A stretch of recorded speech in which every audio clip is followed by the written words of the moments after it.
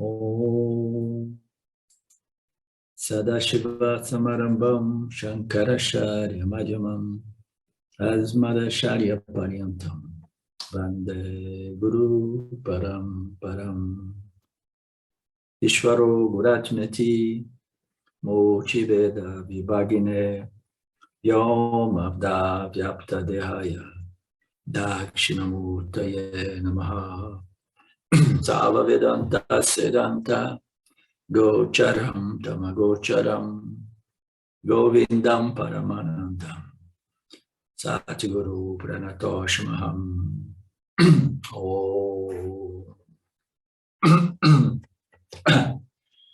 Om Shanti, Shanti, Shanti Om. Eu preciso aquecer um pouco as minhas cordas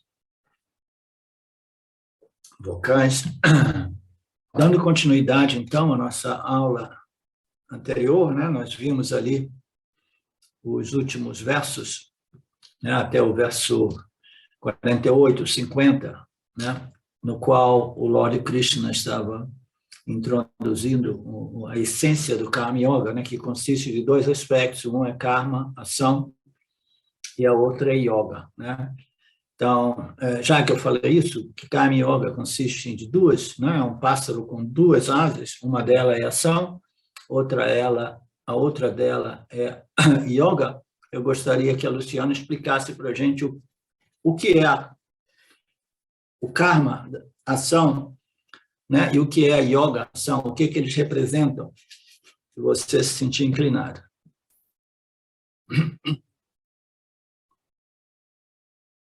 Professor, karma, o que a gente viu nas últimas aulas relacionado com o nosso livre-arbítrio, né? Como colocar nossas ações no campo. De forma dármica, de acordo com as leis de Ishvara. E agora, no caso, o termo yoga em relação a karma, essa comparação eu estou tendo um pouco de dificuldade. Ok. Quem é que gosta? Ela explicou muito bem o primeiro lado, né, da mesma moeda, que é Karma, Yoga. Quem é que quer explicar o Yoga?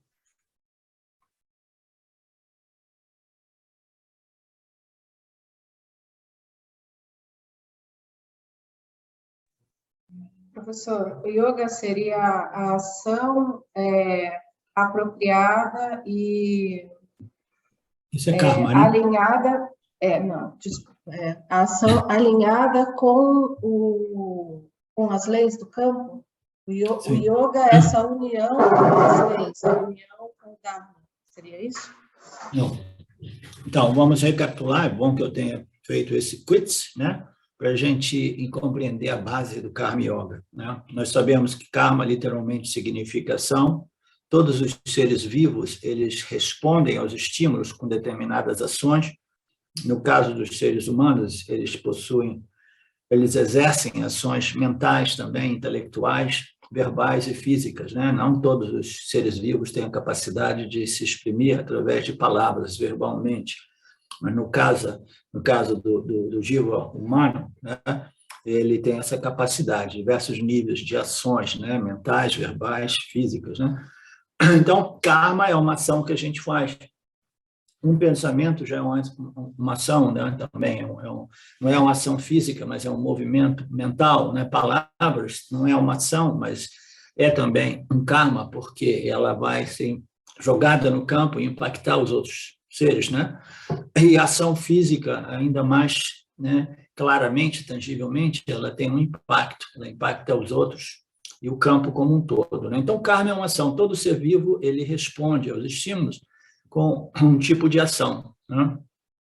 Então, no caso do ser humano, né, ele tem esses tipos de ações, pensamentos, palavras, né, e ações propriamente dito, né? Os três tipos de karmas. Então, o que é Karma Yoga? Já que todo mundo responde com karma, né, com uma ação, então eu também posso dizer que eu sou um karma, karmi. Sim, você é um karmi, mas se você quiser ser um karma yogi, né, um karma yogi, você tem que colocar as ações, exatamente como a Luciana e a Celiane disse, né, ações que respeitam, que observam as leis que regem este campo, né, o nosso meio ambiente, as leis sociais, né, entre tantas outras leis kármicas, né, éticas, morais, psicológicas, né? Então nós agimos em harmonia com o campo, né? Mas não basta isso também. Isso é o início. Quando o indivíduo ele compreende o aspecto racional do Karma Yoga, ele diz: ok, tudo que eu tenho que fazer é agir em harmonia com o meu meio ambiente, respeitando as leis, não enganando, não trapaceando, não roubando, não mentindo, né? Não violando essas leis que mantêm os nossos meio ambientes numa estrutura, né, harmoniosa e saudável, né? Então, isso é isso. Então, tá. Então, eu sou um Karma Yoga. Opa, não, você não é um Karma Yogi.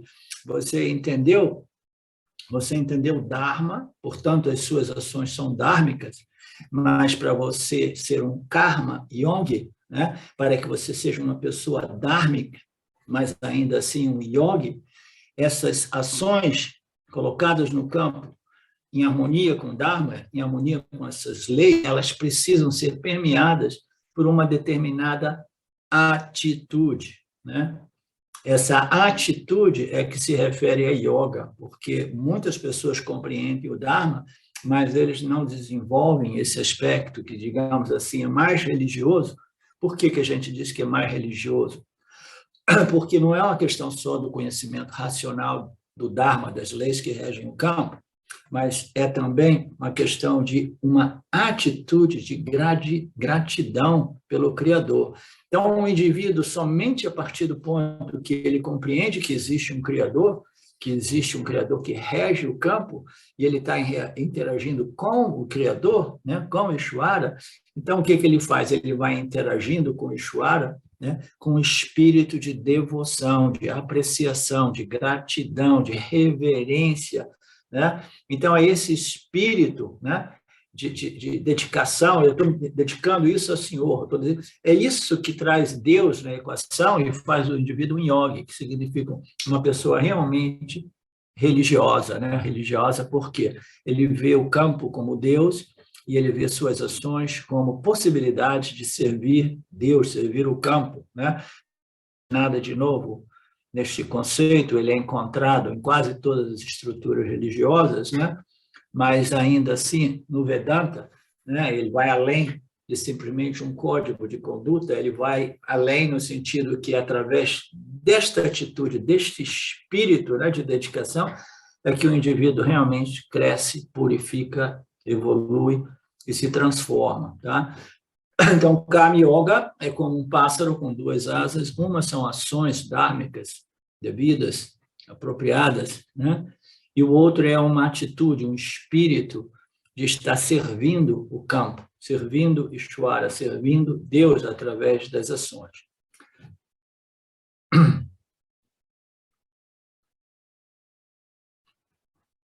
Isso daí tem a ver com aquela que nós vimos em aulas passadas, as ações satívicas, né?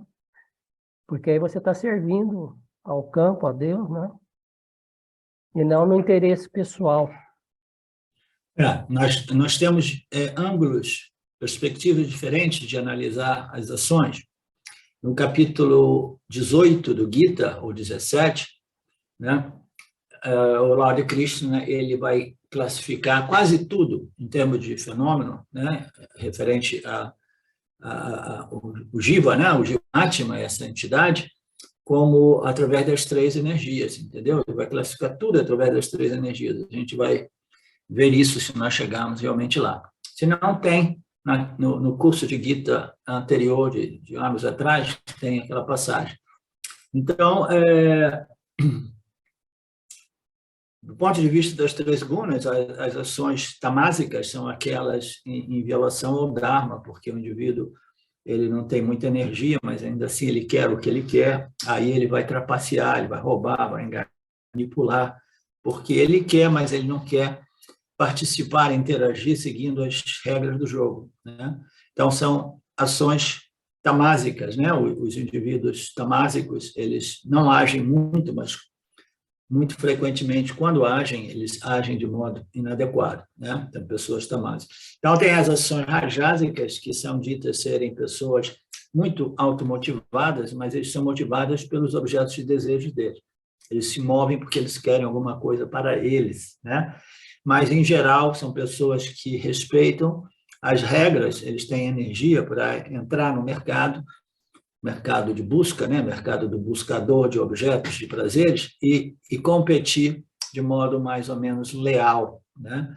Então, são ações rajásicas. E as ações satívicas são ações que buscam qualquer coisa, mas o foco principal da busca através dessas ações não é um ganho material mundano, mas é um ganho interior, né? Eu quero me purificar, me elevar, me fortalecer, me equilibrar, e eu só consigo fazer isso através de ações que são dedicadas ao campo como um todo, né? Independentemente dos resultados físicos materiais, né? Então, é um ângulo diferente para analisar as nossas ações, mas o Marcelo falou assim, então seria mais ou menos ações satívicas. São ações satívicas, né? Muito embora no mundo da ciência, por exemplo, existem indivíduos extremamente satívicos, né? Cientistas, pessoas muito inteligentes, com a mente muito brilhantes, né? Mas eles são absolutamente não religiosos, eles não são yogis, né? Então, pessoas que estão agindo de modo muito brilhante, eles dependem de muita sattva guna, né? Operando em seus intelectos, mas a busca dele é por fenômenos objetivos, né? Fenômenos científicos que eles querem compreender, né? Então, isso não faz deles um yogi, muito embora, às vezes, a palavra yoga significa uma busca qualquer que seja, mas no conceito do karma yoga, conceito religioso, espiritual, yoga é qualquer esforço que nós façamos na direção de nossa elevação espiritual, tá?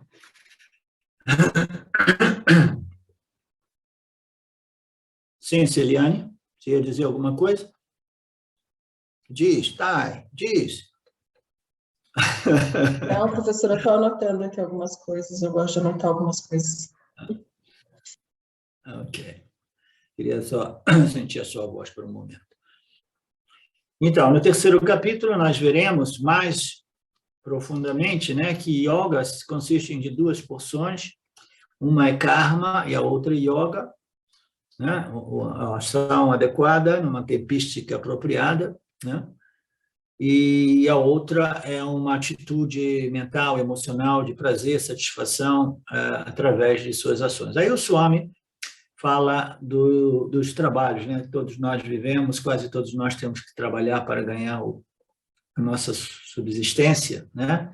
Então, é melhor nós encontrarmos alguns trabalhos que sejam em harmonia com a nossa natureza, trabalhos que sejam prazerosos para nós, né? Então, eu citei um exemplo de quebrar pedra, né? Eu arrumei um trabalho interessante, é quebrar pedra, ou eu arrumei um trabalho interessante, tá? Uma falta de trabalho, mas eu encontrei numa fábrica de peixe, né? Uma fábrica enorme de peixe, e eu estou lá simplesmente cortando a cabeça e abrindo o peixe, passando o peixe em diante numa linha de produção, a linha de produção, né? Então, tem trabalhos que são monótonos, que são chatos, que são fedorentos, né? Que são, né, muito cansativos fisicamente, e a gente tenderia a dizer, não, esse trabalho eu não gosto. Mas você vai ter que vai viver 60 horas por semana fazendo esse trabalho. Assim, ok. Então, se eu não tenho nenhuma outra opção, eu tenho que encontrar a minha força interior para converter aquele tipo de atividade que, a princípio, eu não gosto, numa atividade que me propicie esse crescimento. Então, como é que eu vou fazer isso? Através da aceitação do meu Parabhada Karma e através do espírito de dedicação, sabendo Ishvara, quebra-pedra é comigo mesmo, já que você mandou para mim, porque eu estava precisando, então, fazer isso com amor e dedicação, aceitando o meu karma, né? Então, tudo pode ser transformado em uma atitude saudável, né, que possa facilitar o espírito, a atitude do yogi, né?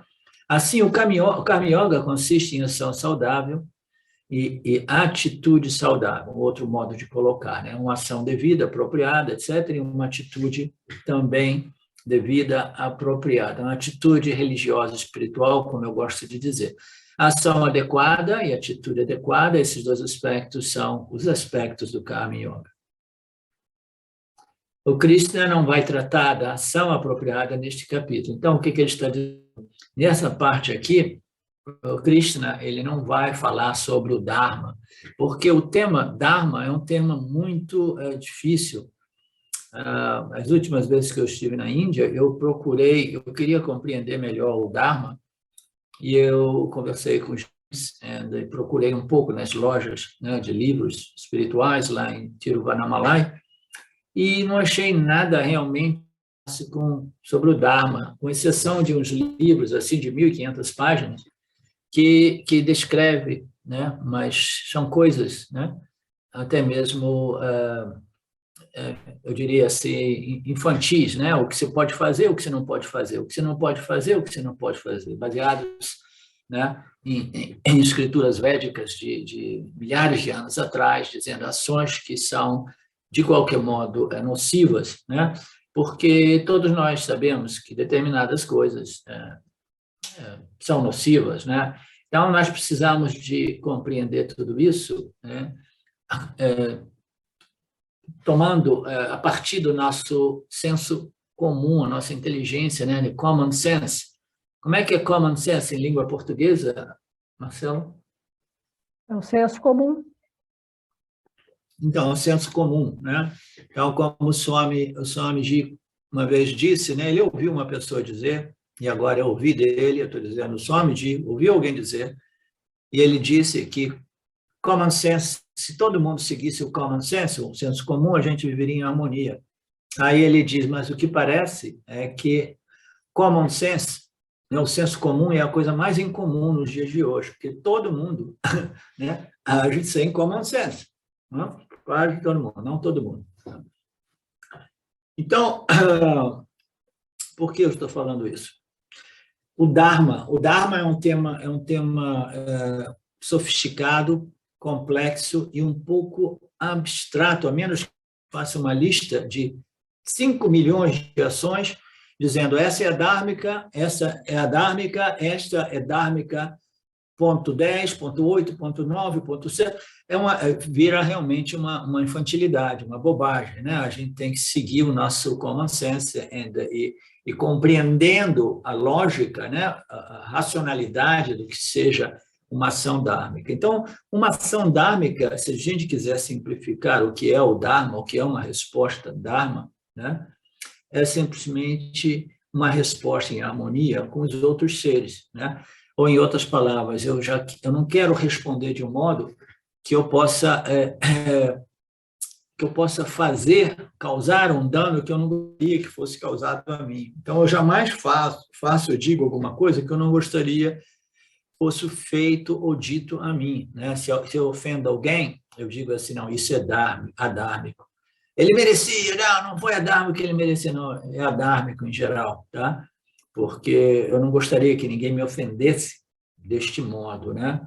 Eu poderia ter tido uma abordagem não ofensiva se eu tivesse uma abertura para apontar, né, algumas coisas no outro que talvez possam ser corrigidas, né? Mas se eu vou violentamente, né, confrontando a pessoa, né, aí é uma ação violenta, é uma ação adármica, e não temos nenhuma dúvida. Então, uma ação adármica, né, é uma ação que eu jamais gostaria, não fazer os outros aquilo que você não gostaria fosse feito a você, né? Não dizer aos outros o que você não gostaria fosse dito a você. Não roubar, por quê? Porque eu não gostaria que ninguém roubasse de mim. Não mentir, por quê? Eu não gostaria que ninguém mentisse, né? Não enganar, eu não gosto de ser enganado. Então, é muito simples, né? A gente vai observando, né, o que é um valor comum a todos os seres vivos, que é a ahimsa, a não violência, né, dos seres vivos.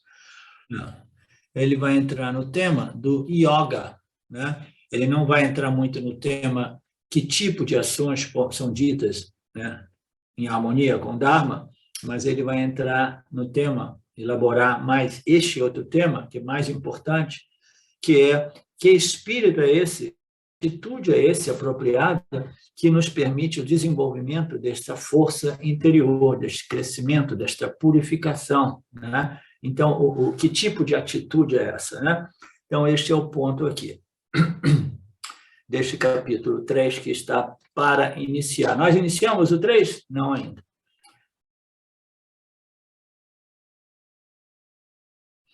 Ok. Qual é a atitude adequada? A mente não deve ser uma mente perturbada. Então, essa é uma outra definição, né? Samatvan Yoga.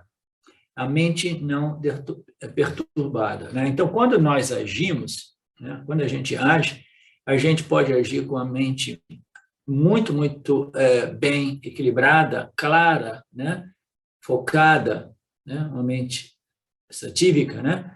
A gente tem uma mente que está em paz, uma mente tranquila, né? Uma mente focada, uma mente calma, né?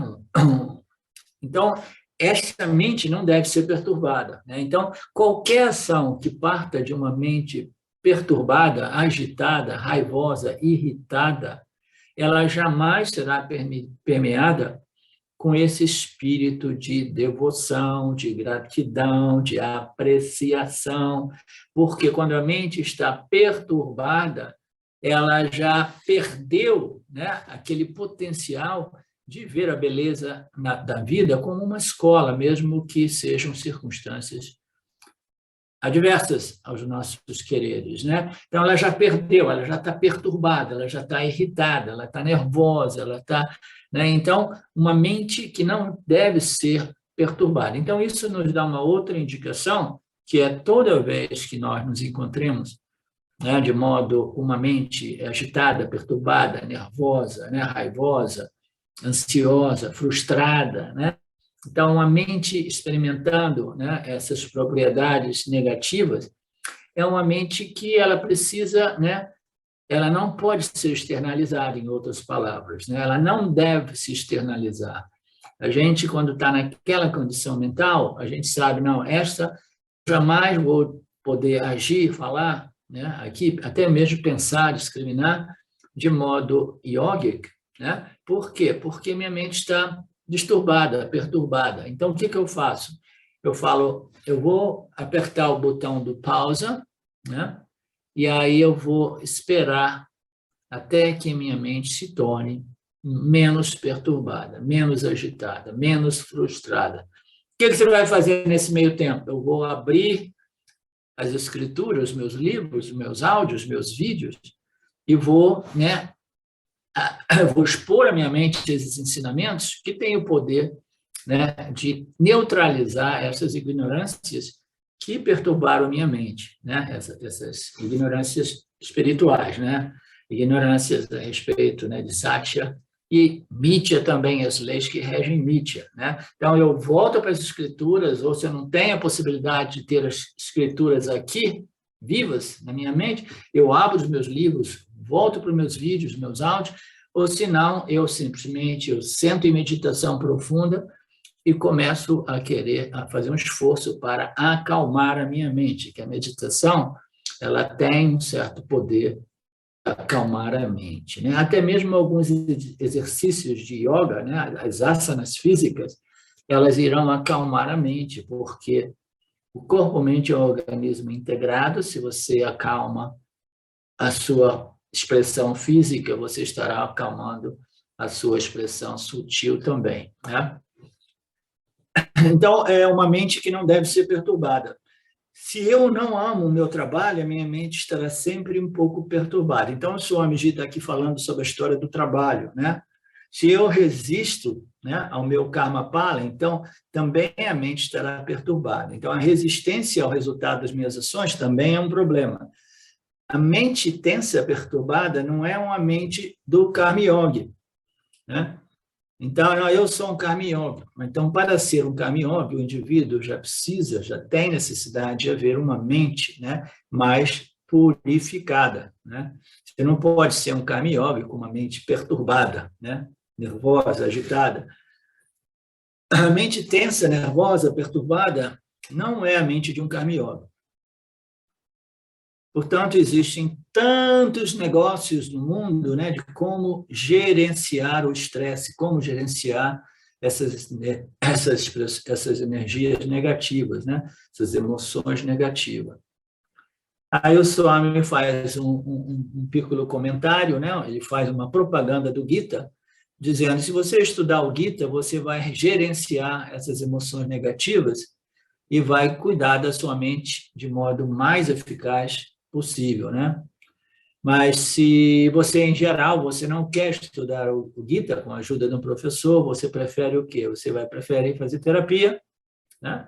Pagar um dinheirão para alguém que vai ficar ouvindo, né, a sua história até que você, após ter vomitado um pouco, né, da sua atenção por 60 minutos, você vai se sentir um pouco mais aliviado, né? Assim, Krishna tratou brevemente do Karma Yoga nos 2 versos semente. Eles são uma outra coisa a compreender, que o capítulo 2 do Gita é uma síntese, né? É um summary, uma síntese, como é que se diz? Como é que se diz summary? Síntese? É um sumário, pode ser uma síntese mesmo, um resumo. Um resumo. É um resumo de todo o Vedanta, ok? Você encontra tudo no Gita. E o Gita é um resumo do Vedanta. E o capítulo 2, desculpa, Luciana, o capítulo 2 é o resumo do Gita, ok? O resumo do Gita. Então, o Gita ele faz um resumo, e a partir do capítulo 3, a gente vai desdobrando o capítulo 2, no qual o Gita inteiro foi resumido.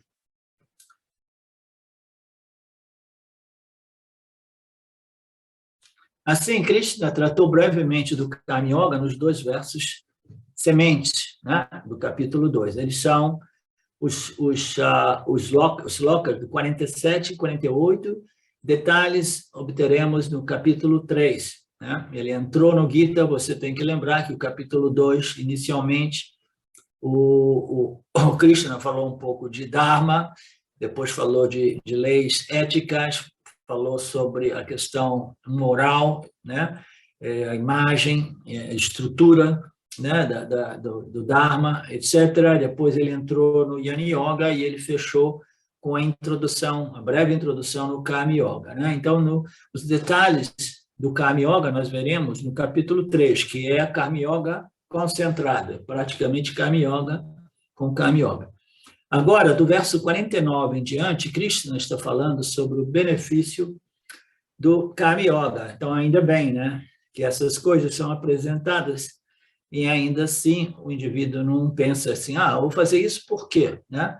Não, é porque a sua vida será transformada. Existem grandes benefícios, né, na internalização dos ensinamentos a respeito de Karma Yoga. Então, vamos saber do benefício, né? Porque ninguém está aqui para fazer tudo isso, a menos que eu seja o beneficiário número 1, naturalmente, né? O benefício imediato é uma paz mental, que em português a gente chama paz de espírito, né? O benefício imediato é a paz de espírito, é um relaxamento profundo, é uma ausência de tensão, de estresse, né? Então, os relacionamentos familiares melhoram ou melhorarão, porque quando há tensão, raiva, estresse, frustração, né, ele certamente transborda de um campo para outro. Você tem que ficar com raiva de alguém, né? Então, isso é muito comum, né, em relacionamentos íntimos pessoais, né? Quando uma pessoa está sofrendo muito, psicologicamente, mentalmente, né? A pessoa ela tem problemas psicológicos e ela experimenta muita irritação, raiva, frustração, dissatisfação, né? Insatisfação, etc. Ela transborda e passa para o outro. Como é que a gente transborda e transfere para o outro? A gente começa a apontar o dedo para o outro, né? Porque a culpa é sua, eu não sou feliz por causa de você, que você isso, você aquilo, você, como diz o ditado, sempre que a gente aponta um dedo para o outro, né? existem 3 dedos aqui atrás apontando para a gente também, né? Então, os relacionamentos familiares melhoram quando o indivíduo está livre desta miséria psicológica que compele ele a transbordar a sua miséria e começar a afogar os outros com a sua miséria também, né? Aí tem essa passagem, quando há uma dor interior, eu procuro uma vítima. Isso é uma verdade incrível. Eu costumava dizer isso no início, quando eu comecei a oferecer satsangs, quando o autorreconhecimento ocorreu, né? Que uma das coisas que eu notei é que as emoções negativas, né, elas tinham reduzido, né, de modo extensivo, né, extenso, né? E ainda assim, quando eles apareciam, elas não transbordavam. E eu dizia assim, putz, alguma coisa aconteceu, eu dizia para a Silva. No passado, se eu ficasse raivoso, irritado, nervoso, se eu me tornasse miserável, eu tinha que tornar todo mundo miserável comigo, né? Era uma coisa natural, né? Não, se eu estou miserável, todo mundo vai ser miserável comigo, né?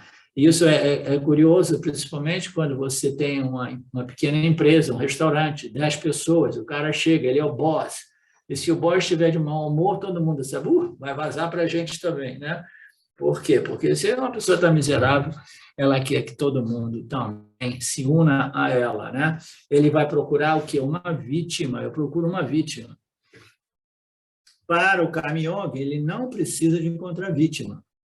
Portanto, o benefício imediato é uma paz mental, uma paz de espírito, um relaxamento profundo. O Gita não se destina a um benefício puramente imediato, né? Nós estamos falando dos benefícios, né? Existem benefícios imediatos, existem impactos, né, imediatos, tanto impactos benéficos como impactos maléficos. Os impactos maléficos são impactos derivados de ações absolutamente, né, adármicas, né? Então, qualquer ação irá produzir um impacto, um resultado imediato, médio e a longo prazo, né? Então, no caso do Karma Yoga, ele vai obter um benefício imediato, né? Que é esse relaxamento, mas não somente isso. Existem benefícios intermediários, ou médios e finais, né? E qual é o benefício final de um Karma Yoga, né? A mente se torna cada vez mais purificada, refinada, né? Chitta Suddhi aumenta, né? Esta pureza intelectual, né? Essa pureza da mente. E qual é o sinal de Chitta Suddhi? O interesse pelo autoconhecimento aumentará. Então, isso é muito bonito, é muito bem colocado. Existe no nosso processo de evolução, né? Uma vez que nós começamos a crescer através da ciência do Karma Yoga, a gente vai experimentando esse benefício imediato, né? A gente vai experimentando alguns benefícios, né, intermediários, né? Vai ser, olha, eu estou respondendo melhor, eu já não tenho nenhum impulso mais agressivo, né? As coisas estão melhorando aqui, né? As pessoas estão ficando mais simpáticas, as pessoas que quando me viam agora já estão se aproximando de mim, porque elas não têm mais medo que eu possa mordê-las, né? E agora um benefício ainda mais a longo termo é que minha mente vai se tornar apta para a busca pelo autoconhecimento, porque somente uma mente purificada, refinada, qualificada, se voltará para a busca do autoconhecimento, né? E, mais uma vez, o autoconhecimento não significa o conhecimento a respeito da minha condição mental, emocional, psicológica, né? Eu estava assistindo um vídeo no outro dia, e a pessoa falou, o benefício disso e daquilo, o autoconhecimento. Quando eles falam do autoconhecimento, imediatamente eu me interesso para ver qual é a bobagem que eles vão dizer. Aí ele começou a falar, não, porque você tem que se conhecer o seu passado, conhecer os seus traumas, as suas emoções, né? Você tem que conhecer tudo isso, né, para ser realmente uma pessoa realizada. Não, o autoconhecimento não tem nada a ver com o conhecimento a respeito da sua condição ou estrutura mental, emocional, psicológica. Não significa dizer que o conhecimento a respeito do complexo mente, né, seja irrelevante. Não, é importante compreender um pouco as nossas estruturas, né, as nossas configurações, as nossas reações, né? Então, compreender a nossa psicologia, as nossas emoções, ela serve a um instrumento inicial de ajuda, entendeu? Mas não é realmente aquilo que nos liberta. E as pessoas que pensam que autoconhecer-se significa conhecer inteiramente a sua estrutura psicológica, emocional, ao ponto de purificá-la ao 100%, nós precisamos de compreender que, primeiro, é quase impossível purificá-la completamente, e mesmo se fosse possível, 100% purificação do nosso complexo mente, entendeu? Não libertação, tá?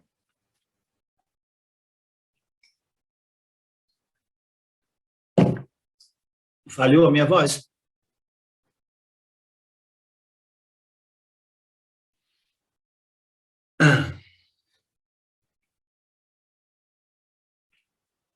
Então, o benefício final é o quê? Uma mente qualificada para o autoconhecimento. Como é que você vai identificar que sua mente se refinou, né, em termos finais, né? É porque agora eu quero saber a verdade, agora eu quero saber quem eu sou, e aí, quando a gente menos espera, a Ishvara nos coloca em contato, né, com as escrituras e com um professor honesto e competente.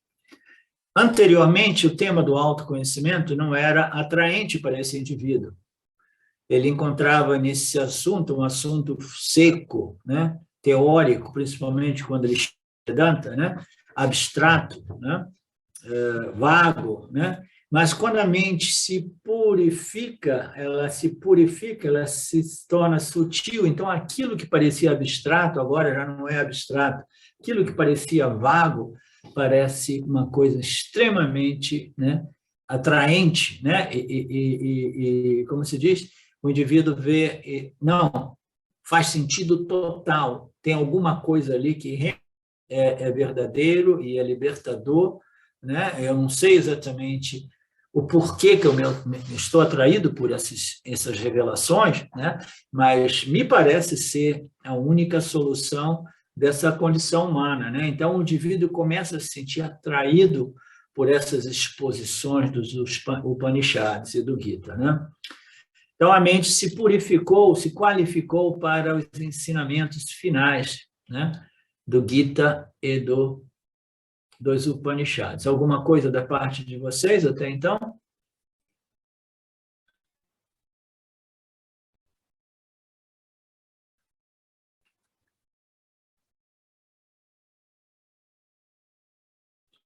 No capítulo 6, aí o Swami dá um pulo aí, ao capítulo 6. No capítulo 6, o Krishna se refere a essa pessoa como Yoga Ruda, quando a filosofia, ou melhor dizendo, o autoconhecimento o atrai, né?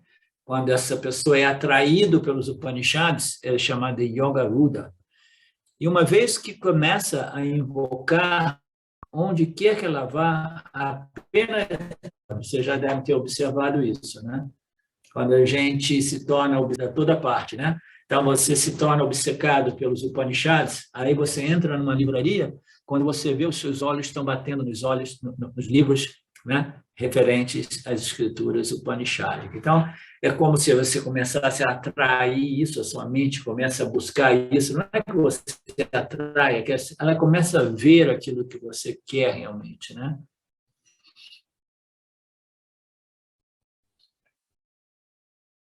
Quando uma pessoa chega a um guru, quando uma pessoa chega a um professor, a um guru, e ela se graduou através do Karma Yoga para o Jnana Yoga, né, que é uma aqui, de novo, né, o Swami Gyo, muito frequentemente, ele chama a parte upanishadica do Vedanta como a parte filosófica e a parte do Karma Yoga como a parte religiosa, né? Eu acho meio perigoso esta descrição, principalmente para nós do Ocidente, né? Porque o Karma Yoga, ele, embora seja uma religião, ele está dizendo você tem que se graduar através da religião para a filosofia. O Karma Yoga é uma ciência religiosa porque ela inclui a figura de Deus, né? O princípio Deus, o princípio criador, né? Então, é uma escritura religiosa. Mas, ainda assim, ela é toda ela baseada em lógica, em racionalidade, né? Análises lógicas, né? Então, ela é uma escritura de conhecimento. Ela também é Jnana, né? Jnana Yoga. Então, o Karma Yoga também é uma yoga de compreensão, de conhecimento, que precisa desenvolver no indivíduo uma atitude de devoção, né? De apreciação e gratitude pela criação, pelo Criador, né? Pela nossa vida, etc, etc. Então, o Jnana Yoga, o Karma Yoga é uma ciência, né? Uma ciência a respeito de quê? Da realidade absoluta? Sim, não exatamente. É uma ciência a respeito de Ishvara Jiva Jagata, né? E ela é fundada em conhecimento e análise de experiência, conhecimento. Ela precisa ser compreendida profundamente e aplicada, de modo que ela possa desenvolver esse espírito religioso, espiritual, né? Porque este é o espírito, este é o objetivo do Karma Yoga. E depois, para a filosofia, que nada mais é do que o jnana, o conhecimento a respeito daquilo que é o mais vago, mais sutil, digamos assim, do sutil, que é a natureza de Ishvara, Jiva e Jagata, né? Que é Brahman, que é a consciência e a existência de natureza não limitada, Satchitananda.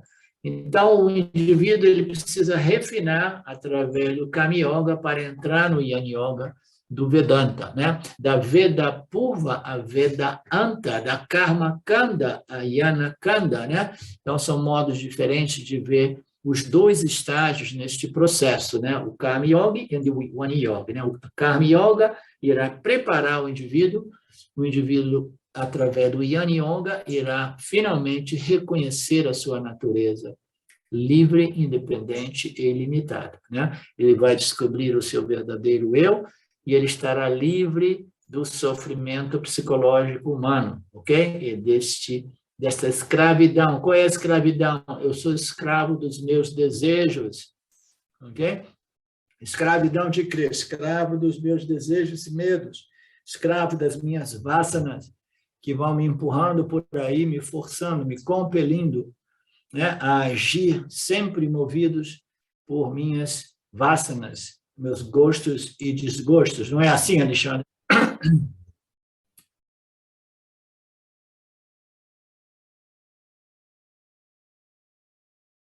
Quando ele chega às escrituras, e quando ele chega a um professor, né, ele chegou já graduado e ele está pronto para o autoconhecimento. Portanto, todos os estágios pelos quais uma pessoa passa será explicado no capítulo 3. No próximo verso, no verso 51. Esse verso 51 parece ser um verso muito importante, porque o Swami Ji está dizendo que todos os estágios serão explicados num único verso, o verso 51 do capítulo 2. Mas antes disso, no verso 50, Krishna deu uma para Karma Yoga, né? A primeira definição foi equilíbrio da mente, força mental, emocional, equilíbrio mental, isso é Karma Yoga, né? Não retirando-se da ação, equilíbrio da mente em meio à ação, apesar da ação. Eu quero a minha mente equilibrada, então eu vou me esconder numa caverna nos Himalaias. Não, você quer uma mente equilibrada, né, apesar do mundo e apesar da sua interação com o mundo. Isso sim é ser livre, né? Viver no mundo e ser livre do mesmo, né? Então, o equilíbrio mental é um equilíbrio apesar do mundo. Mas o Lord Krishna apresenta uma segunda definição, que é uma ação habilidosa, né? Uma determinada ação que deve partir de uma mente equilibrada e que irá promover mais equilíbrio, mais força mental e emocional. E agora ele apresenta o Karma Yoga como uma habilidade em ação. Esse é um tema muito bacana que eu espero a gente possa explorar um pouco aqui. Então, o que é essa habilidade em ação? Na última aula, eu levantei essa questão e fui embora. Na última aula, ele concluiu a aula falando, e depois a gente vai falar sobre o Karma Yoga como um yoga com habilidade, cujas ações são eficazes, né? São habilidosas, né? Então, ele falou, mas vamos deixar para a próxima aula. O que é esta habilidade na ação? Aqui a palavra habilidade, né, significa perícia, ela não significa perícia na execução da ação, né? Então, existe uma distinção. Nós sabemos muito bem que se a gente fizer uma ação, tudo o que a gente nunca fez antes é difícil pela primeira vez. Aí a gente vai repetindo, seja ele um trabalho mais manual ou mais mental, intelectual. Quanto mais a gente repete, mais habilidoso, né, mais eficaz nós nos tornamos de fazer aquela ação de modo eficaz, né? Agora eu estou começando a lavar os pratos, as panelas, então eu recebi todas as instruções, então eu vou contar os pratos quebrados, as xícaras quebradas, depois de 1 mês, 2 meses, eu vou saber o quanto habilidoso eu fui, né? Estou sendo em determinadas ações, né? Então, através da repetição, a gente vai desenvolvendo uma forma de habilidade, né? De eficácia, né? De capacidade de fazer uma ação. Chega um ponto que a gente faz o quê? Faz de olhos fechados, né? Como dirigir um carro, todos nós temos tanta habilidade em dirigir carro, depois de 10 anos, que a gente dirige o carro fazendo outras coisas, né? Outras pessoas vendo filme, ouvindo áudios, falando no telefone, né? Comendo, né? Bebendo, como os americanos fazem, porque a gente se tornou muito habilidoso em dirigir o carro, né? Mas isso não é realmente a habilidade em ação que o Krishna se refere. Qualquer um pode ser especialista em uma ação, se a ação for repetida novamente, indefinidamente, né? Você faz uma coisa 1000 vezes, você aprende a fazê-la quase de olhos fechados. Até mesmo o resfriamento do café é uma habilidade, né? Então, ele está se referindo na cultura hindu, quando você vai naqueles lugares assim, em aberto, né? Quase sempre pela rua, eu esqueci o nome do chai babas, as pessoas que fazem o chai indiano, né? Um pote enorme que fica fervendo ali o tempo todo, ele vai adicionando um pouco mais de água, de leite, um pouco mais daquele chá preto, né? De terceira qualidade, e vai fervendo aquilo e botando gengibre, outras coisas, e vai fazendo o famoso chai, que é muito bom, e açúcar também eles colocam, né? Aí, quando ele tira aquela coisa que está fervendo, né? Ele coloca num copo e começa a jogar para cima de um copo para o outro, e ele vai pegando. É como o cara que faz pizza na Itália, ele faz assim, assim, assim, aí joga a pizza, aí pega aqui, assim, assim, assim, aí pega por trás. Então, é uma habilidade, as pessoas no circo, eles desenvolvem essas habilidades também, né? De fazer coisas, a princípio, difíceis, né? Então, até isso é uma habilidade, né? Mas não é esse o sentido, né, do Lord Krishna, quando ele chama uma atitude hábil, né? Shankaracharya dá uma bela definição sobre isso. Se não houver atitude adequada, karma pode levar a mais e mais tensão e estresse, pode levar a mais e mais samsara, mas Karma Yogi é aquele que usa o mesmo karma e usa ele para alcançar a libertação. Este é um outro ângulo de definição, mas eu acho que eu pulei. Aqui ele estava falando sobre a habilidade através da repetição de determinadas ações, né? Se você se habitua, você vai chegar e vai fazer aquelas coisas que no início parecia impossível, como, por exemplo, andar de bicicleta. Eu me lembro, a primeira vez que eu consegui me equilibrar numa bicicleta, né, foi um sucesso, porque eu tinha caído diversas vezes antes, né? E no meu tempo não tinha essa de que toda criança ganhava uma bicicleta de criança, não. Eu tive que aprender com a bicicleta da minha tia, né, aquela bicicleta de adulto, né? Então, a gravidade foi violada, né, nesse caso ali. Se você não viu, qualquer hora tá. Ok. Shankaracharya também dá uma outra bela definição. Se não houver atitude adequada, karma pode levar a mais e mais tensão e estresse, né? Então, se você não tiver uma atitude adequada, as ações podem criar mais e mais estresse, né? Então, o que ele está querendo dizer? Que esta habilidade, ela pode estar presente, mas se uma atitude adequada não estiver presente, né, isso não significa, ele não se traduz como yoga, né? E levará a mais e mais samsara. Mas Karma Yoga é aquele que usa qualquer ação para este fortalecimento, para esta elevação, para esta busca pela perfeição, né? pela libertação.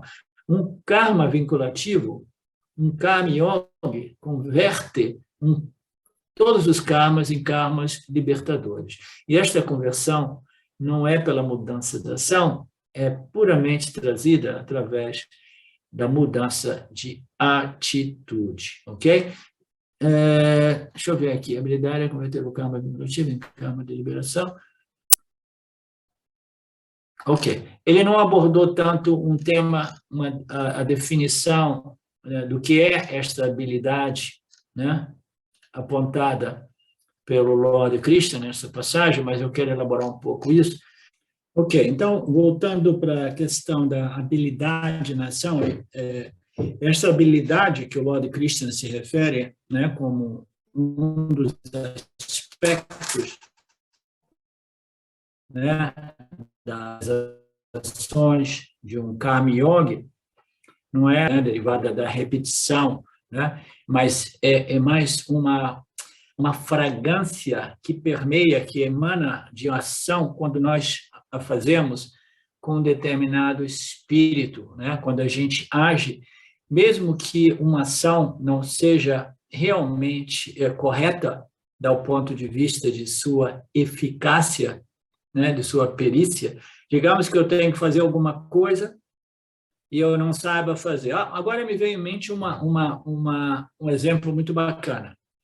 Vocês já ouviram falar do Swami Abhedananda, que foi o último guru do James Schwartz, né? Ele era um grande Mahatma, mas ele era um Bhakta também, né?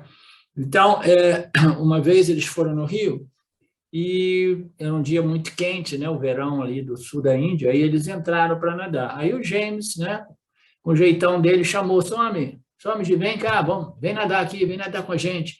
Aí os outros discípulos, né, que viviam com ele já há décadas, falou assim: não, o Swami não sabe nadar, não chamá-lo para vir nadar. E o James, com o jeitão dele, falou: não, vem que eu te ensino, vem que eu te ensino, vem que eu te ensino. E aí o Swami Abhedananda, ele simplesmente, de modo mais puro, gracioso, inocentemente, né, ele foi se caminhando e ele se entregou nas mãos do James, que foi ensiná-lo a nadar, né?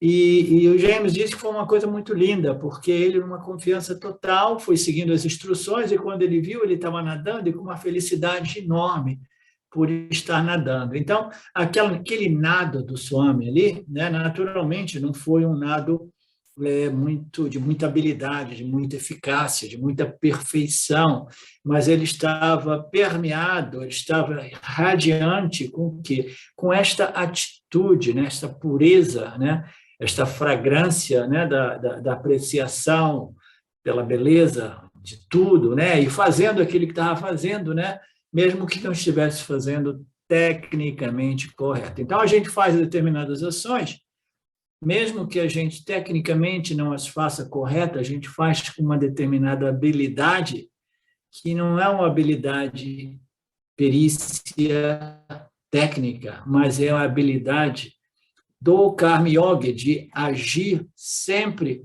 com esta atitude, com esta fragrância, né? Com esta graciosidade. É graciosidade, se diz? Ou graça? Com a determinada graça, né? Ou graciosidade daquele que tem esse espírito, né? Então, muitas vezes, nós nos encontramos em situações que as pessoas dizem assim, você pode fazer isso para mim? Aí uma pessoa que é perfeccionista do ponto de vista, né, da perícia prática, não, não, eu não vou nem arriscar porque eu não sou bom em fazer isso, não. Aí uma pessoa, né, pode aparecer ali e dizer assim, nunca fiz não, mas deixa eu tentar. E essa pessoa não está toda tensa, com medo de, tecnicamente, não fazer aquela ação de modo correto, mas está muito relaxadamente, graciosamente, falando, deixa eu tentar fazer algo que eu nunca fiz, né? Então, esta é uma ação com habilidade, embora tecnicamente, né, do ponto de vista da eficácia prática da ação, ela possa ser uma ação não perfeita, mas ela é permeada com esta habilidade em ação do Karma Yoga. Vocês percebem a distinção?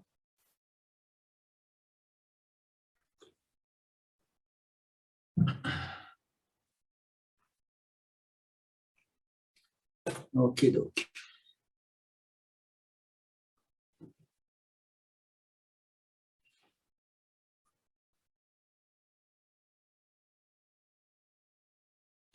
Shankaracharya dá uma outra definição muito bela a respeito dessa atitude adequada, o karma. Caso contrário, se não houver essa atitude, o indivíduo pode cair em mais e mais tensão e estresse e fica mais e mais preso no samsara. Mas o Karma Yoga é aquele que usa qualquer ação para a purificação. Por quê? Ele age com espírito de dedicação e reverência ao campo, né? Então, qualquer ação é uma oportunidade de expressão da nossa reverência, da nossa gratidão a Ishvara, manifesto como o campo dármico, né?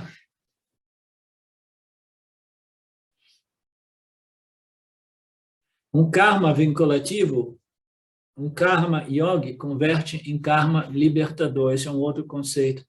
O que é um karma vinculativo?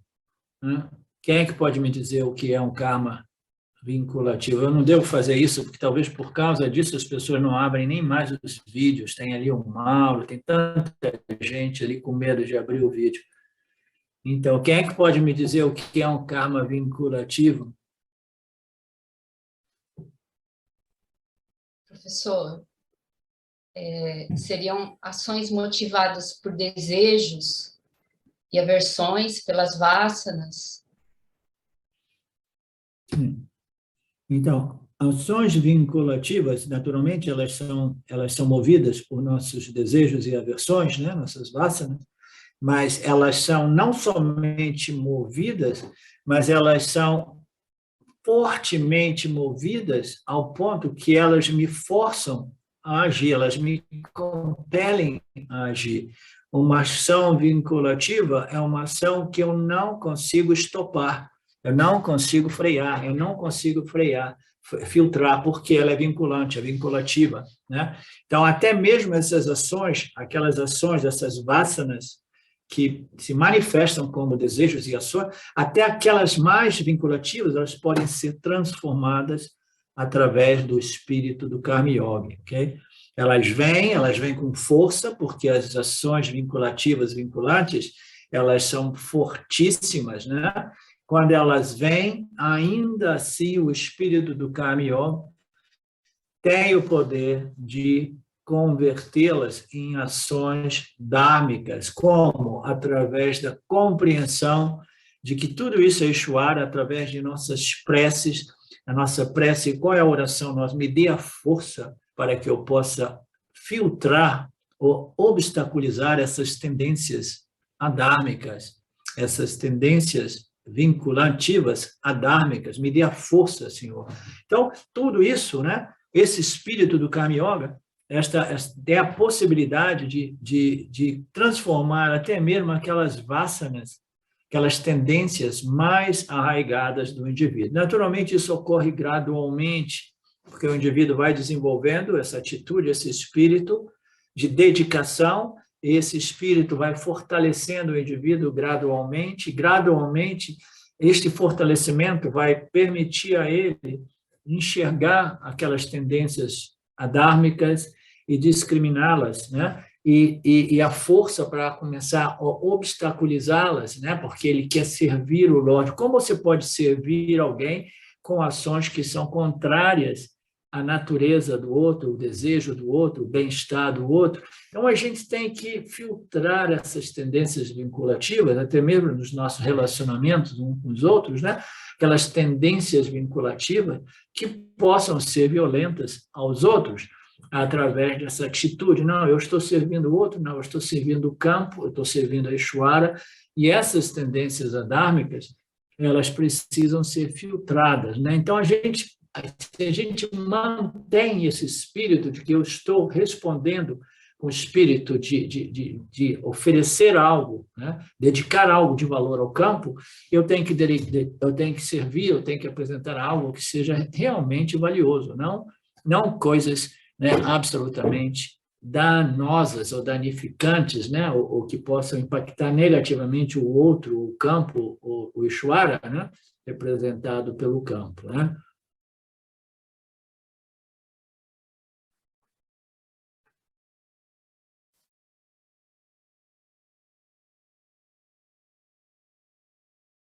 Onde é que eu estou? Ok. E esta conversão não é pela mudança da ação, mas a conversão é puramente possível através da mudança de atitude por trás dessa ação. É como usar o veneno da cobra para fazer um remédio. Normalmente, o veneno da cobra é a causa da morte, mas se for usado apropriadamente, né, você vai criar remédios a partir dele para salvar as pessoas. Então, qual é o veneno, né? Ele está falando do veneno. O veneno é... Qual é o veneno do samsara? Ações. Nós sabemos, né, que toda e qualquer ação, né, irá produzir resultados. E resultados são experiências. E a menos que essa ação seja uma ação religiosa, espiritual, como a ação do Karma Yoga ou do Jnana Yoga, né? Se não for uma ação religiosa espiritual, ela vai causar o quê? Mais e mais samsara, porque todo mundo age para colher os frutos daquela ação, e é sempre a respeito, eu quero aquilo que eu quero para mim, né? E para os meus familiares mais próximos, às vezes, né? Então, qualquer ação, a ação aqui, ela é sinônimo, né? Ela, em analogia, é o veneno, mas até mesmo o veneno de uma cobra pode ser utilizado de modo para salvar vidas, liberar pessoas, né? Então, as ações que aparentemente aprisionam o indivíduo no samsara, elas precisam ser usadas para libertar o indivíduo do samsara, né? Ah, não, isso é muito complicado, eu vou simplesmente parar de fazer ações. Se a ação é o veneno, eu vou parar de fazer ação e vou buscar uma caverninha lá em Tiruvannamalai, ficar lá sem fazer nada, né? Então, as ações, elas vão criar essa roda, né? Este círculo retroalimentado, ações, vasanas, desejos, lidos que irão produzir mais ações, que irão reforçar essas vasanas, que irão aparecer com mais desejos para aquelas ações. Então, este círculo vicioso, ele é visto como karma, né? O ciclo karma. Karma não é somente a ação, mas as repercussões decorrentes da ação, né? Então, karma é uma ciência bacana que inicia com nossa Agami Karma, ele se deposita como Santisha Karma e manifesta como Parabhada Karma. É uma ciência bacana, ela é complexa, e isso é o que define a roda do samsara. A gente fica preso. É o veneno, tudo é iniciado de quê? Da ação. Na verdade, não é iniciado da ação, porque tudo isso não é um processo linear, é cíclico, né? A gente pode dizer, de onde é que iniciou tudo isso? Das não, as vasanas, elas não têm como determinar nada, elas são inconscientes. Onde é que iniciou esse veneno aí do samsara? Iniciou no desejo consciente na mente do indivíduo. Tudo bem, mas o desejo também não é um problema, porque se ele parar ali, ele não vai criar mais vínculo, mais aprisionamento. O problema é o que? As palavras. Então ninguém fala nada. Não, mas tem as ações também. Então, tudo isso é um ciclo retroalimentado. Vasanas, que são tendências, desejos conscientes, aí palavras, ações, que irão o quê? Produzir mais vasanas. Tá? Então, este é o ciclo. Isso foi apresentado aqui como o veneno da cobra, mas como pessoas do mundo, como nós somos, a gente não pode simplesmente dizer, ok, eu vou abandonar as ações, porque nós sabemos, dependendo dos nossos karmas circunstanciais, a inação pode ser um pecado ainda maior do que ações inadequadas, né? Então, eu tenho que agir. Então, eu tenho que usar a ação, que, em geral, aprisiona a pessoa no samsara. Eu tenho que usar as mesmas ações para me libertar do samsara. São as mesmas ações. Como as mesmas ações irão me libertar do samsara? Se as ações aprisionam todos, é porque agora essas ações elas vão ser permeadas pela fragrância do yoga, fragrância religiosa e espiritual. É a mesma ação, mas agora a atitude a converte numa sadhana espiritual, numa prática espiritual, na qual eu estou vendo o quadro amplo da situação, eu incluo o Criador, a criação, a interação deste agente, né, a criatura com as outras criaturas, com os outros objetos do campo, e essa visão védica, vedântica, vai desenvolvendo uma atitude na qual eu converto as minhas emoções de desejos e aversões em devoção e apreciação e gratidão pela oportunidade de estarmos vivos, né? Então, essa é a transformação através da atitude.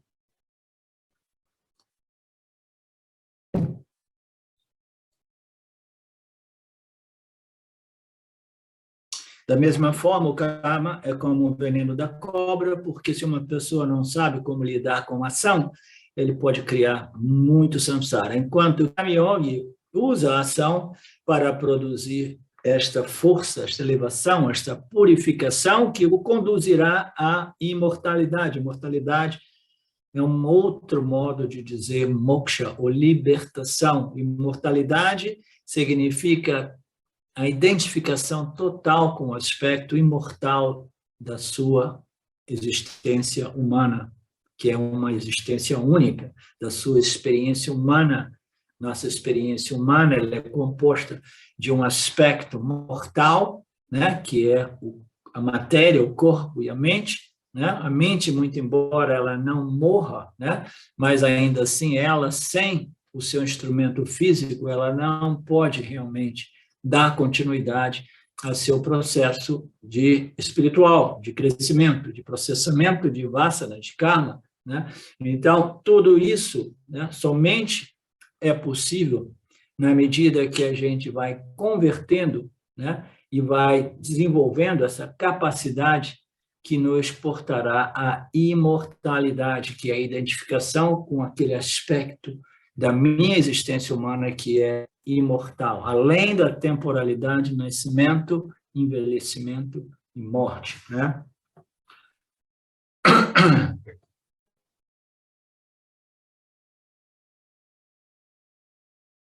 Portanto, a habilidade do Karma Yoga é a conversão desses karmas, dessas ações mundanas, em ações espirituais religiosas que irão conduzir ao autoconhecimento, à purificação, libertação do samsara.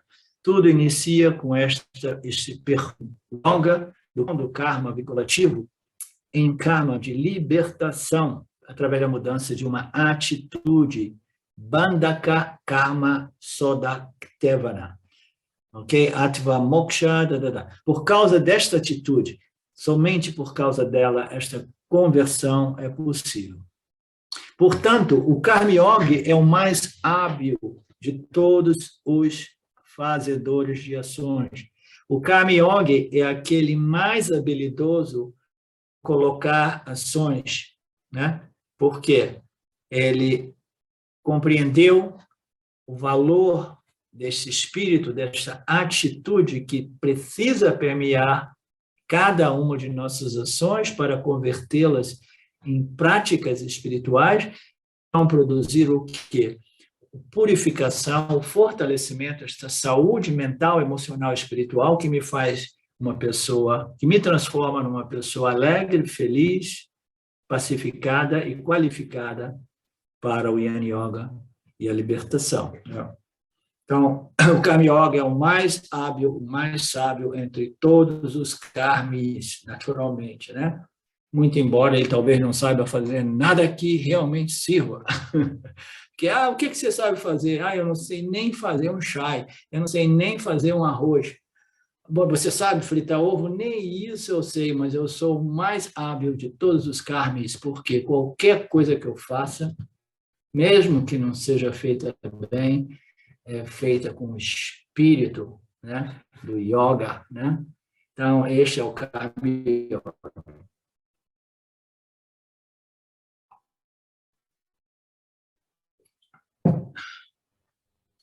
Agora, no verso 51, Krishna vai falar sobre os vários estágios que um Karma Yoga deve passar, né? Então, é um verso curto, mas ainda assim condensado, né?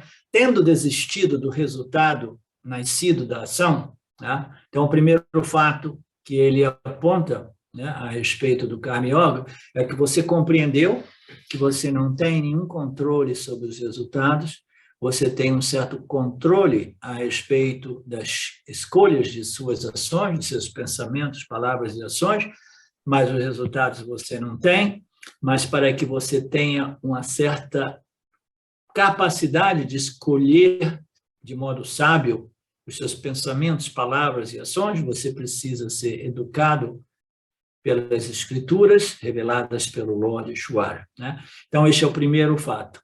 Eu tenho um certo poder, eu tenho que agir, respondendo os estímulos, né?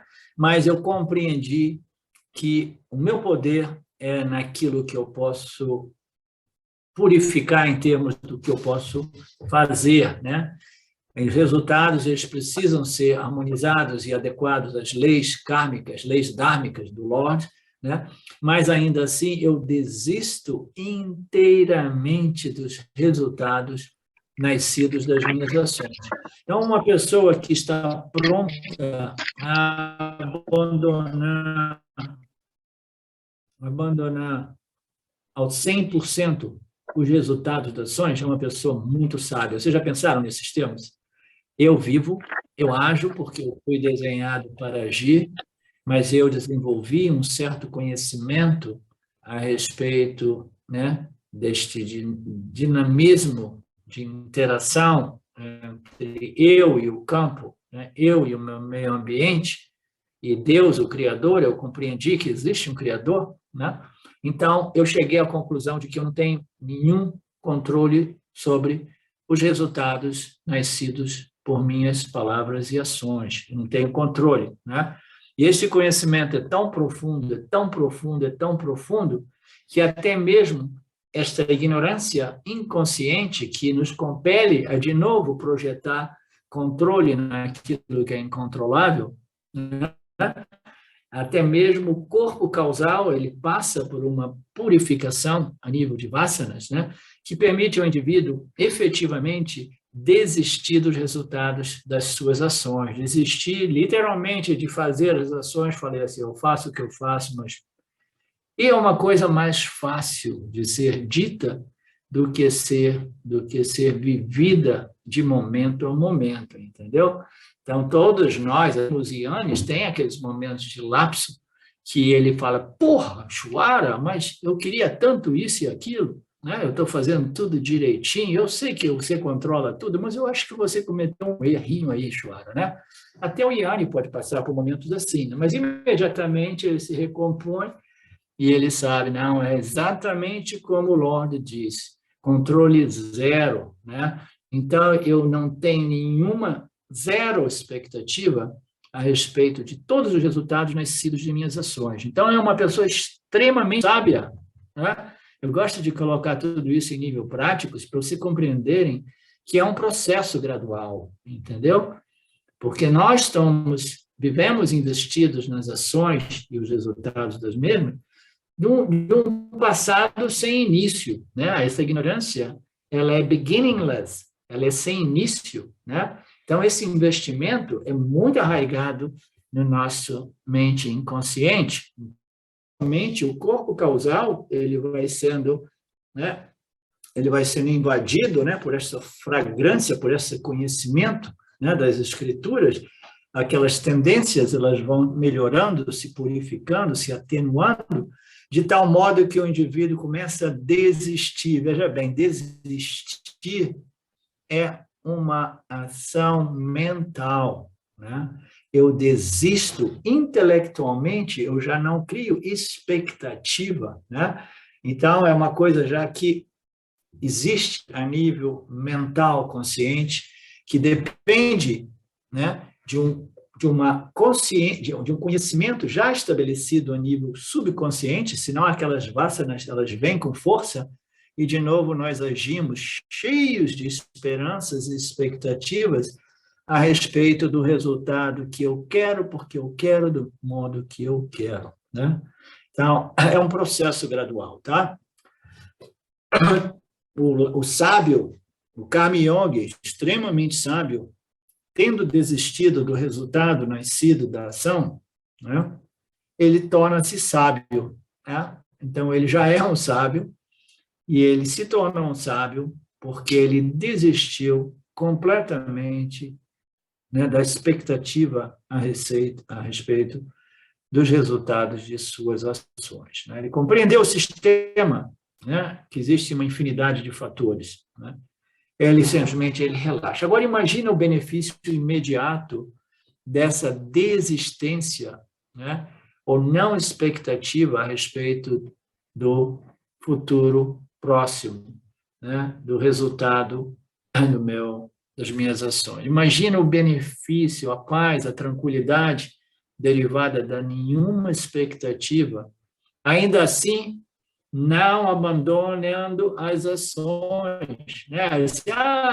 Não, eu agora resolvi o problema, não tenho nenhuma expectativa a respeito dos resultados nascidos das minhas ações, não ação, eu deixo tudo isso por conta do Lorde Ishvara, né? Aí diz assim, não é bem assim, o Jiva Atma, ele foi criado para, é a criatura criada, desenhada para interagir e experimentar a criação, e esta interação, ela requer estímulos e respostas constantes.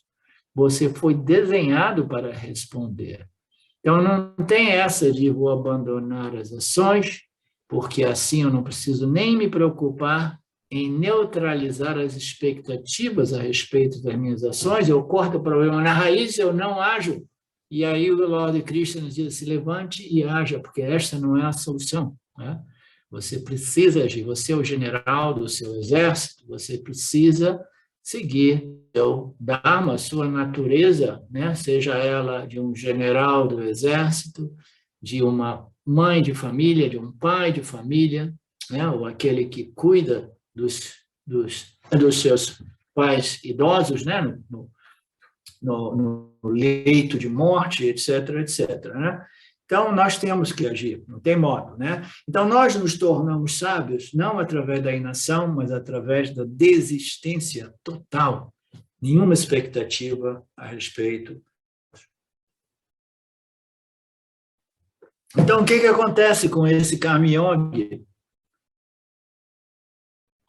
Eles se tornam libertos da escravidão do samsara. Em ambos os sentidos, eles se tornam libertos da escravidão do nascimento, envelhecimento e morte. Mas no nível mais imediato, eles se tornam libertos da escravidão, né, derivado da crença de que eu tenho controle dos resultados das minhas ações. Essa crença subconsciente de que eu tenho controle a respeito do meu destino é o samsara manifesto a nível microcósmico na vida de cada um de nós. Eu tenho controle, eu quero o que eu quero e eu sei como chegar lá, né? Eu sei, o Nike, aquela coisa de go get it, you know? You can get it, you can make it, não? Você pode obter o que você quiser, né? Você tem a capacidade, você é um go-getter, você vai e obtém porque você tem esse poder. Tudo mentira, tudo marketing para vender produtos, para vender a ideia de que você pode se tornar um super rico, milionário, se você fizer aqueles cursos de como atrair, né?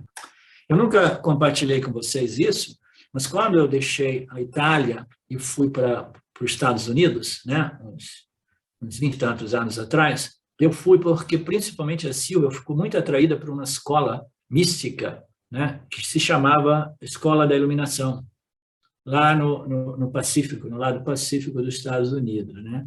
E eles vendiam muitas dessas ideias de como criar a realidade, né? Como criar a realidade, era muito focado em tudo isso. E muitas práticas para desenvolvimento de poderes psíquicos que te permitem, né, essas capacidades extrasensoriais, né? Então, eu passei até por isso. Isso depois de ter passado por Papaji, Ramana, isso e aquilo, eu dei uma escorregada, segui a Silva nesse movimento e fui parar nos Estados Unidos para viver essa experiência, né? Aí, imediatamente, depois de 2 meses lá, eu botei a mão na cabeça e falei, meu Deus, o que eu vim fazer aqui? Isso aqui é uma fraude, né? É uma fraude total. Ninguém tem realmente capaz de fazer isso, né? A única pessoa que realmente que produz muita riqueza e prosperidade são as pessoas propagando essas ideias. Qual a ideia? Você tem controle sobre o seu destino e você pode desenvolver o poder de prosperidade, riqueza e saúde e vida eterna. Eles vendiam a ideia até de poder viver 300 anos através do poder da mente. Então, né, a galera mal informada cai, né, na rede desta noção muito bem vendida no mundo, né, atual, mundo espiritual, de que você tem controle a respeito dos resultados nascidos de suas ações, que é uma mentira, né? Mas que não significa dizer que as nossas ações não sejam importantes. Elas são importantes se elas forem ações impregnadas com o perfume da atitude do Karma Yoga, porque essas ações irão produzir a força mental, emocional, espiritual, que me permite aceitar os resultados nascidos das minhas ações, mesmo que sejam adversos, né? Porque eu compreendi o sistema, eu compreendi que existe uma infinidade de outros fatores além do meu controle, e muitos desses eu não tenho nem ideia, ninguém tem ideia dos fatores que irão corroborar para o meu destino, o destino da humanidade neste planeta, por exemplo, né? Então, os fatores são muitos, eu compreendi, eu desisti, eu desenvolvi esse espírito de gratitude, né? De devoção, de reverência, né? Eu me torno uma pessoa, né, que contribui para o campo com ações sábias. Eu me tornei um sábio e eu estou livre da problemática humana, que é o sofrimento psicológico derivado de uma noção equivocada de que eu posso controlar o meu destino e obter sucesso, obter tudo aquilo que eu quero e evitar tudo aquilo que eu não quero. É um setup, é simplesmente uma trápula, uma armadilha, né? Para produzir sofrimento, sofrimento e sofrimento. Essa ilusão de que eu posso realmente evitar os objetos de desgosto e atrair somente os objetos de gosto, a ideia de que eu posso viver atraindo os prazeres da vida sem experimentar nenhuma das dores da vida, é uma falácia eterna que as pessoas usam para trapacear, enganar, né, e fazer dos indivíduos humanos os ratos, né, dentro dessa linguagem social, que correm atrás da felicidade, sem se tocar que a felicidade só pode ser obtida através do espírito do Karma Yoga, que é esta visão, este conhecimento, esta atitude que nos permite agir, mesmo com grande satisfação e com grande amor e dedicação e alegria, mesmo que sejamos pessoas materialmente pobres. Você vê isso na Índia o tempo todo. Você vê isso entre os Mahatmas mais sábios da Índia. Eles eram pessoas pobres, dormindo em travesseiros de pedra, literalmente travesseiros de pedra, né? Para colocar a cabeça no nível, né? Bota uma pedrinha e dorme. Eles dormem um sono profundo no meio de todo aquele barulho. Por quê? Porque suas mentes estão bem resolvidas. Quando eles entram no Ananda Maya Kosha do sono profundo, eles entram de verdade, porque a mente foi purificada através deste conhecimento espiritual. Vocês entendem? É muito simples, não é? É tudo muito, muito simples.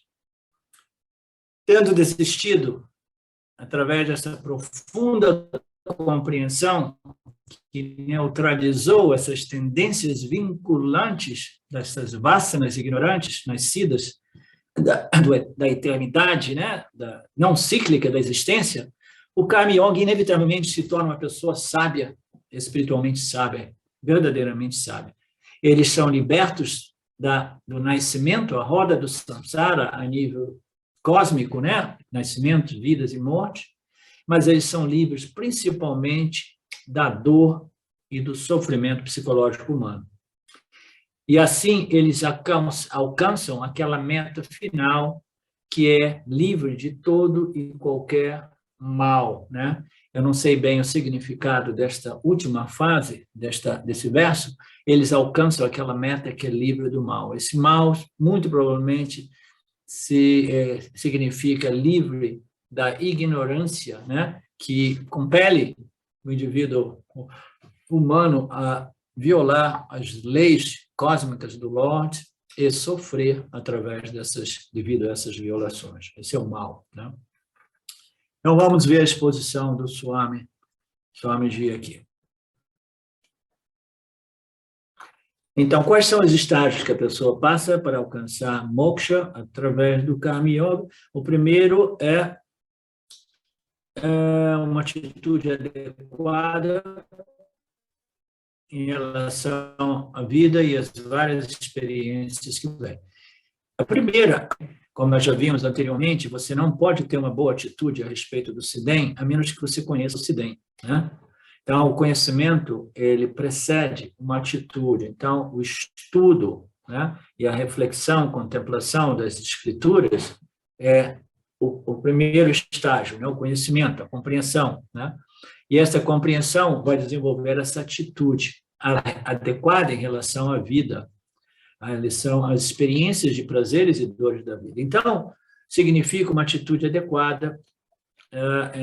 Assim nasce, isso nasce da discriminação correta. Então, ele dá um passo para trás e diz exatamente o que eu estava dizendo em correção ao que foi dito, né? Isso tudo depende de uma discriminação correta que, naturalmente, só é possível através da compreensão, conhecimento desta ciência espiritual religiosa chamada o Karma Yoga, que é o relacionamento entre Ishvara, o Jiva, Ishvara, as suas leis, né, que controlam e regem o campo das interações. Sem essa discriminação, que depende do conhecimento, esta atitude do yogi não é possível.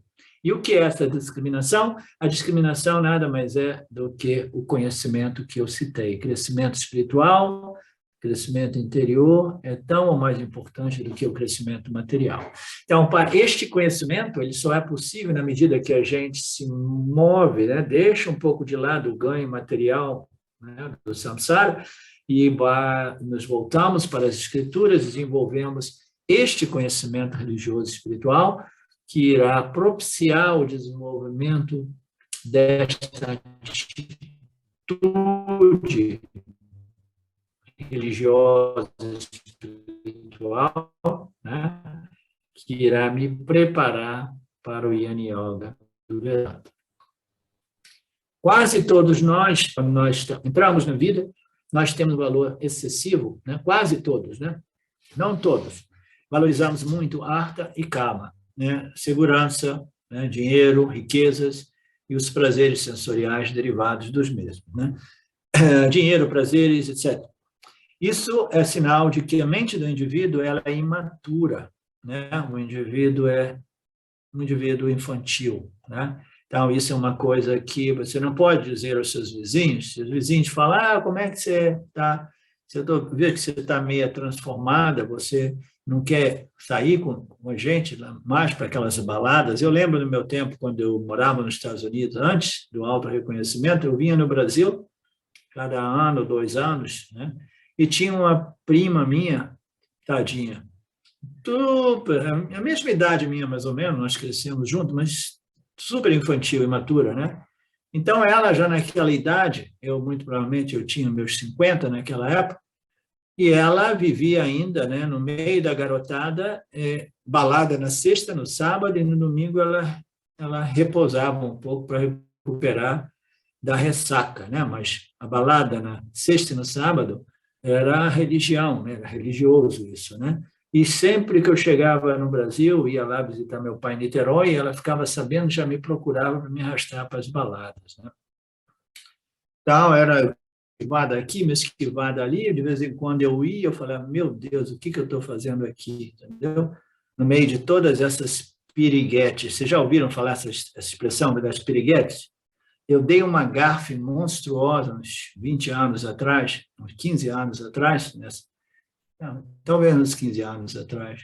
Eu vim, a minha prima conseguiu me fisgar, me levou para uma balada, que ela disse que era maravilhosa, e aí eu fiquei sabendo, né? Não tem os piriguetes. O que é piriguete? Eu perguntei. Piriguetes são essas pessoas que estão interessadas só, né, em ficar com você uma noite, desfrutar um pouco de dinheiro, né, e de coisas assim, e acabou, são as piriguetes. E elas gostam de pessoas mais velhas. Por que? Porque as pessoas mais velhas às vezes têm mais dinheiro, né? Eu falar, então isso é piriguete, mas eu, muito inocentemente, eu não atribuí nenhum sentido pejorativo a respeito de piriguete. Eu pensei que fosse quase uma profissão aceitável, né, piriguete. Aí tinha uma menina que tinha a idade de ser a minha última filha, digamos assim, né? Ela devia ter uns 25 ou mais anos, ou menos do que eu, e ela estava dando em cima de mim, dando em cima de mim, dando em cima de mim, dando em cima de mim. Aí eu cheguei num momento, disseram que você é uma boa piriguete. A menina se ofendeu tanto porque eu não sabia que era um termo pejorativo. Eu pensava que fosse mais ou menos um estilo de vida, uma profissão.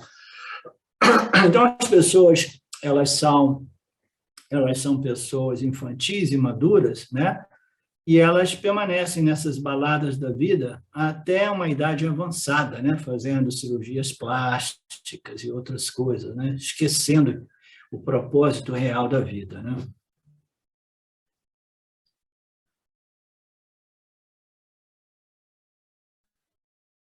Onde é que eu estou?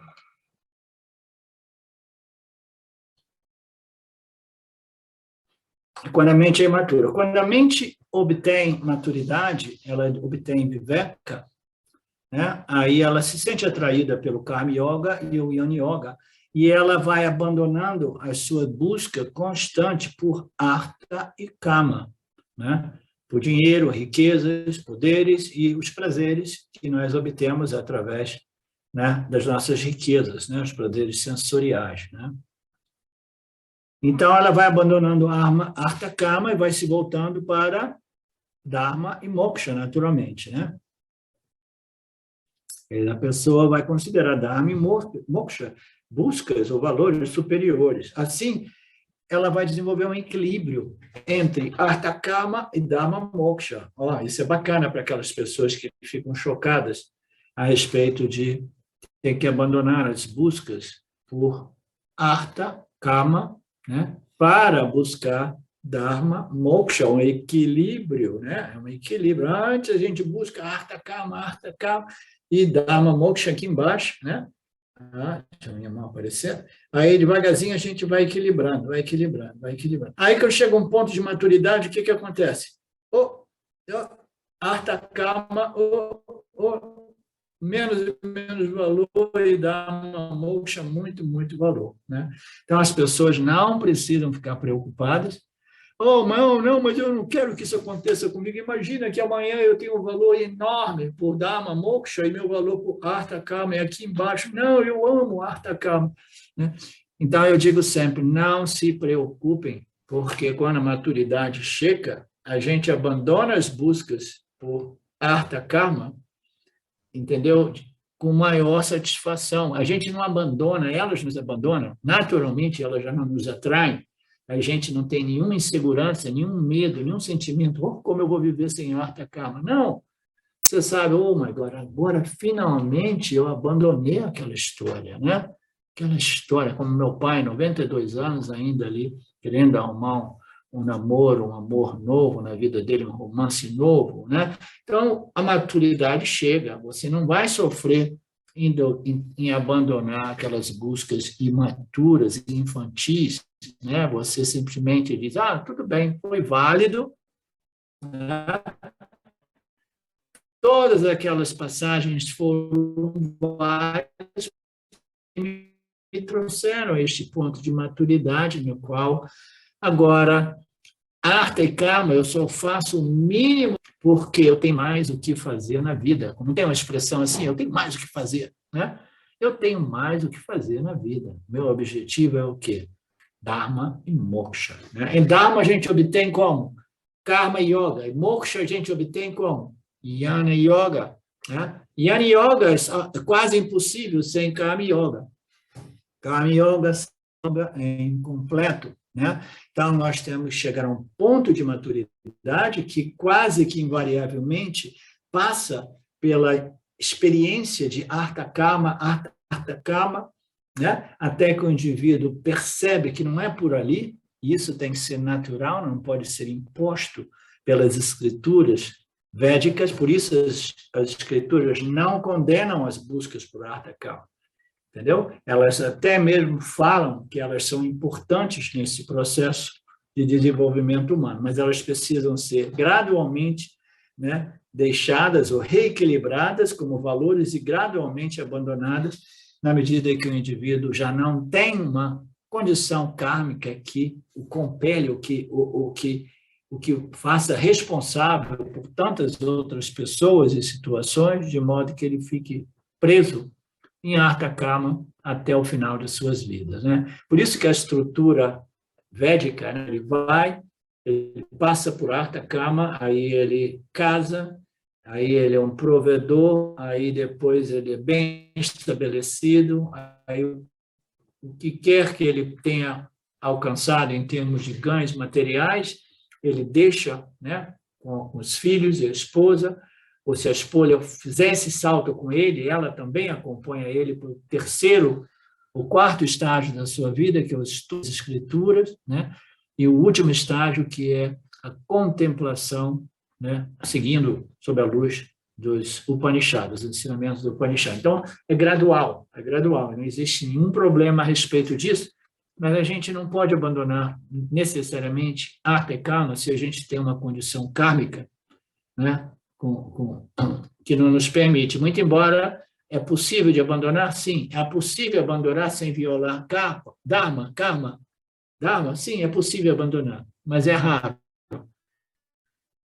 Ramana Maharaj abandonou o seu Dharma de estudante, de filho, isso e aquilo, e foi totalmente em harmonia com o Dharma, porque ele estava fazendo aquilo totalmente alinhado e harmonizado com a sua natureza mais profundamente absoluta, que é a busca por moksha, a busca pela realidade, que já tinha até iniciado a ocorrer, e aí, daquele ponto de vista, abandonar os seus papéis de filho, estudante, irmão, e etc., foi absolutamente livre de qualquer conflito. Você entende, Carmen?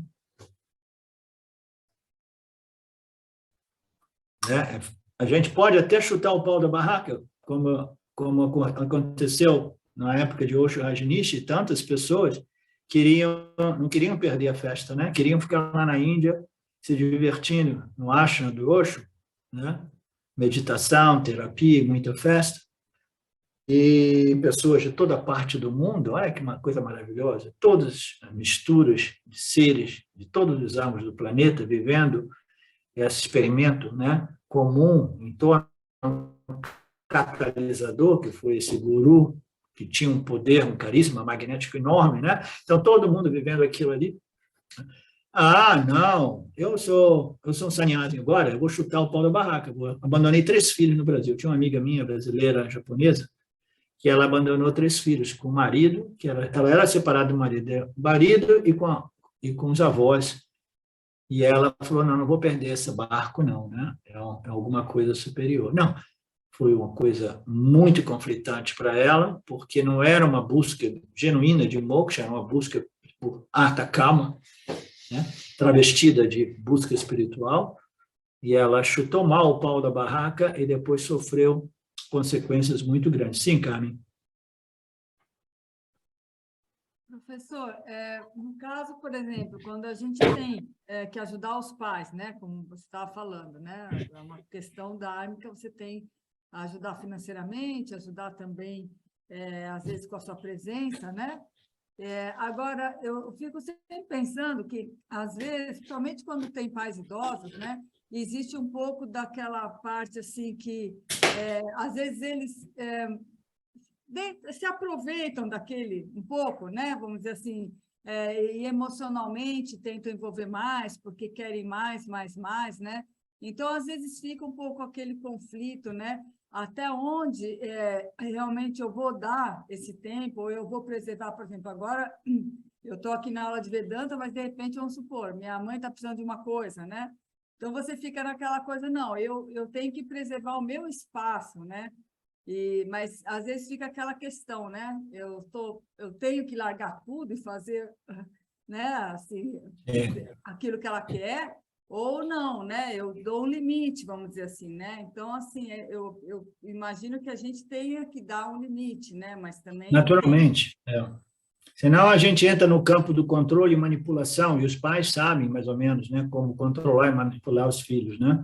Porque tem sempre aqueles sentimentos recíprocos de culpa, que são ganchos, ou são botões que ambas as partes se manipulam, né? Então, a gente tem que sair de tudo isso e, com a mente discriminativa, observar a genuinidade desse serviço que você presta a eles, entendeu? É genuíno e é moderado, né? Porque, senão, é simplesmente parte do mesmo jogo de controle e manipulação, né? Então, tem que ter muito cuidado com tudo isso, tem que ser forte emocionalmente, tem que se libertar desses sentimentos, né, de culpa, dessas vulnerabilidades de culpa, né, de responsabilidade pelo outro. A responsabilidade maior que nós temos é com nós mesmos, porque somente então nós podemos ter um impacto positivo neste mundo, nos transformando, né, saindo desses jogos, né? Eu saí de uma situação kármica muito difícil, porque eu tive um relacionamento com a minha mãe que foi uma coisa terrível, em termos de mal-entendido, de ódio, muito ódio, muito amor excessivo, mas da parte da minha mãe, que me sufocava, que me controlava, que manipulava, mas foi uma coisa horrível, né? E eu não tive nenhuma outra saída que chutar o balde e abandonar tudo aquilo, né?